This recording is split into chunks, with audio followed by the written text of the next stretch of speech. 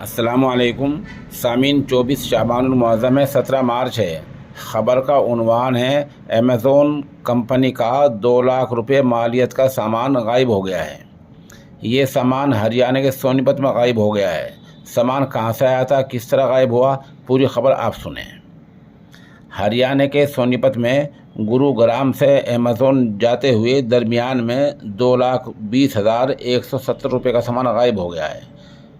Police थाने में company एहलकार की शिकायत पर गाड़ी के ड्राइवर के खिलाफ धोखाधड़ी की दफात के तहत मुकदमा दर्ज करके जांच शुरू कर दी गई है। बताया गया है कि ये सामान गुरुग्राम से चला था और ये कंपनी का सामान ऑनलाइन बुकिंग किया गया था।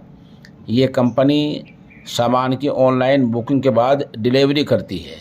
कंपनी के एहलकार मेजर अजय लाज से ने पुलिस को बताया कि जहां से सामान लोड किया गया है वहां कैमरे चेक किए गए हैं तो सामान भरा गया है, इसकी तस्दीक हो चुकी है। इससे सामान रास्ते में गायब हुआ है। मतलब है कि जो ड्राइवर गाड़ी का सामान लेकर चला था उसकी कस्टडी से, उसकी हिफाजत से, उसकी तहवील से ये 2 लाख रुपए से ज़्यादा सामान गायब हो गया है।